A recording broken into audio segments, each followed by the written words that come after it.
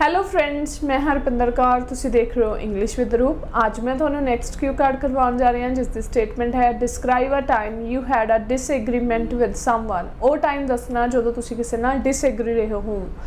You should say who was the person, वो person कौन सी। Why did you have the disagreement, तुहाडा disagreement क्यों होया।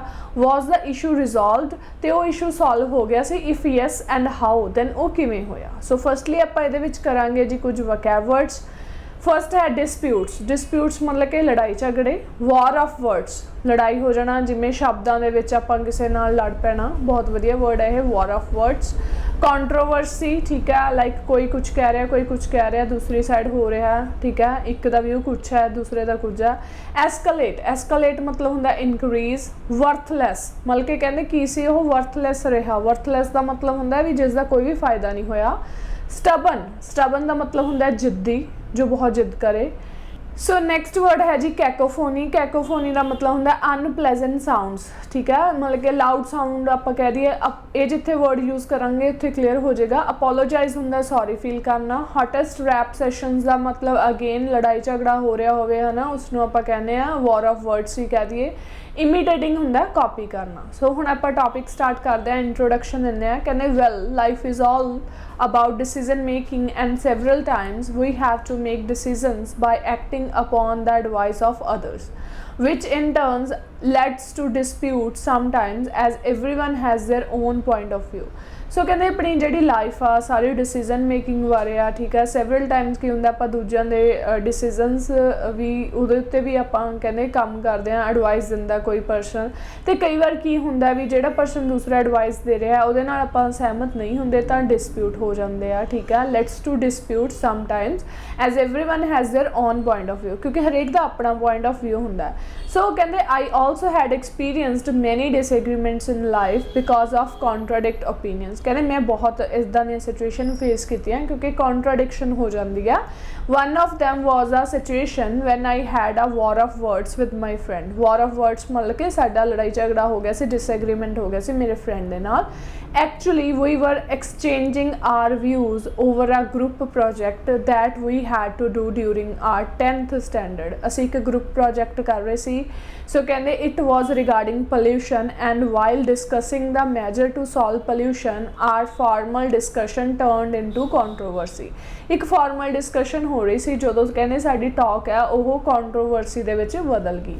Talking briefly about it, my friend was saying that it would be right to increase the cost of petrol and diesel in order to cut the pollution done or produced by automobiles, because if prices will escalate then people will refuse to operate vehicles। कहते मेरे friend का solution ये सी, उन्होंने लगता सी भी जे pollution घटाना है तो प्राइस वधा दिता जाए डीजल ते पेट्रोल का, तो जोड़े लोग ने कहते वो घट व्हीकल्स का यूज़ करेंगे ऑटोमोबाइल्स का। बट कहते हेयरिंग दिस, जो कहते मैं वह आइडिया सुनिया, I failed to disagree with him as there are other viable solution to solve this problem. Viable solution मतलब कि मैनू लगता भी इस तो होर वधिया तरीके ने इस प्रॉब्लम नू खत्म करन दे। सो आर्ग्यूमेंट होगी। I revised him that even though भावें कि कहते prices were increased in 2015 but that strategy was of no use at all। कहते मैं उन्होंने रिकॉल कराया, रिवाइज कराया भी 2015 च प्राइस वधाए गए सी पर उहदे नाल कोई फर्क नहीं पिया। And following its failure no change could be determined, कोई भी चेंज कहते नहीं देखा गया सीगा in the increase level of pollution. So hence it was worthless to discuss it. So ये कहते की सी वर्थलैस आ भी जे प्राइस वधाया जाए। बट बीइंग अ स्टबन कहते जिमें कि वो जिद्दी है, he discouraged to accept my views, उन्हें मेरा व्यू नहीं कहते एक्सैप्ट किया। And turn down the proposal of group project, तो उन्हें कहता भी यह प्रोजेक्ट ही नहीं करना। The hot debate between us had made us to loss our friendship. So कहते उहदे नाल साडी फ्रेंडशिप च भी फर्क पै गया। However my mother heard this cacophony, उन्होंने कहने साड़ी यह सारी कैकोफोनी सुन ली। And she got to know about the whole matter, उन्होंने सारे मैटर का पता लग गया। We were surprise to see her laughing as she said that we were just fighting over a silly topic. तो वो कहते बहुत खुश होए, तो कहते सानू बहुत सरप्राइज होया भी क्यों खुश हो रहे सी। उन्होंने कहा कहते तुसी लड़ किस पिछे रहे हो, बिल्कुल सिली जे टॉपिक के उत्ते, ठीक है, भी कोई गल ही नहीं जिस ते तुसी झगड़ा कर रहे हो। So she told us that having a variety of views is common. कहते अज उन्होंने दस्सिया कि अलग अलग व्यू होना अजकल कॉमन थिंग आ and there is no need to change our mind according to others. So अपन अपना माइंड भी चेंज नहीं करना चाहिए according to others. So it is heavy task she added to alter our ideas on behalf of others. So उन्होंने सानू समझाया we caught her words, असी उन्होंने गल भी सुनी and thought we both were right at our own place. तो असी सोचा असी दोनों अपने प्लेसिस ते सही हाँ and we apologise to each other. असी एक दूजे नू सॉरी फील किया। All in all this was one of the hottest rap sessions. ये साडा एक बहुत हॉटेस्ट रैप सैशन रहा which I had with one of my friends and thankfully we solved it only because of my mother. So कहते ये solve किमें होया मेरे mother की हेल्प नाल। सो हुण इहदे फॉलोअप्स क्वेश्चन ने कहते if there is a disagreement what do you do. जे कोई डिसएग्रीमेंट हुंदा तां तुसीं की करदे हो। कहते usually like anybody else I used to impose my views on others at first to make them agree with my thoughts। firstly तो मैं दूसरे नू कहंदे भी अपने व्यू नाल जो मेरे थॉट्स होंदे आ उन्हां नाल एग्री कराउणा but keeping my mother's words in my mind. मैं अपने मदर दे वर्ड्स हमेशा अपने माइंड च रखदा।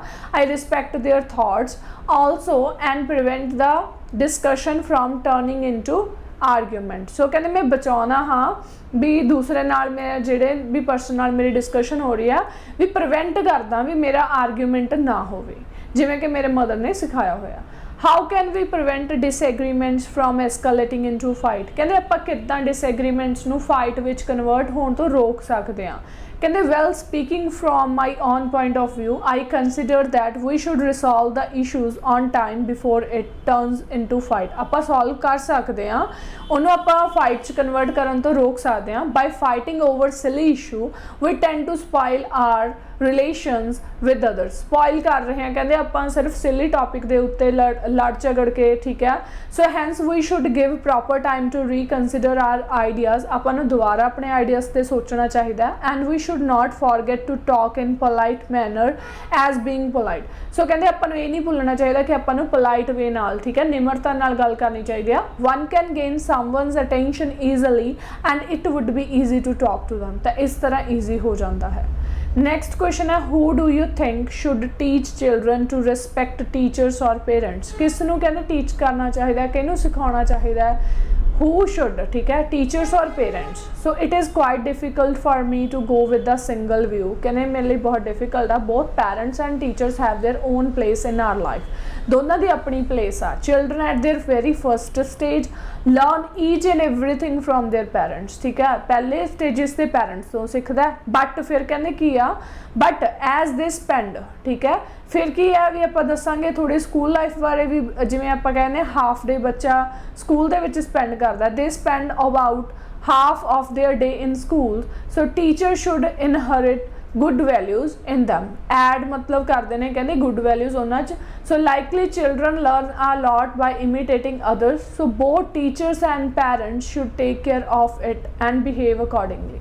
सो कहते भी बच्चे उन्होंने कॉपी करते हैं उन्होंने तो सीखते हैं। सो दोनों का ही मेन रोल है उन्होंने टीच करन दे विच।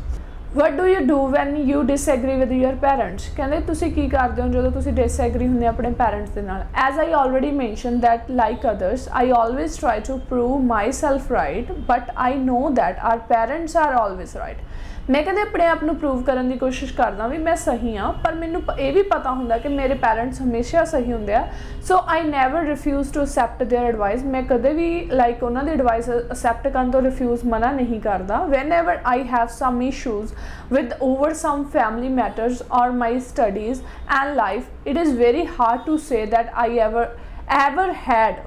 सो कहते मेरे लिए बहुत टफ आ hard to say that I ever had conflict with my parents because of opposing statement. So कहते मैं लाइक कोई भी ऑपोजिट व्यू लैके अपने पेरेंट्स के नाल कदे भी कहते की आ वेली लाइक कॉन्ट्रोवर्सी नहीं करता। सो मैं समझ लेना भी वो ज़्यादा उन्होंने नॉलेज आ। सो मैं उस पर ही एग्री करदा। ठीक है फ्रेंड्स इसी अज का क्यूका टॉपिक जो तुहानूं मेरी अज की क्लास वधिया लगी लाइक ते कमेंट करके जरूर दसना। मिलते हैं जी नवीं वीडियो के नाल। Bye bye take care.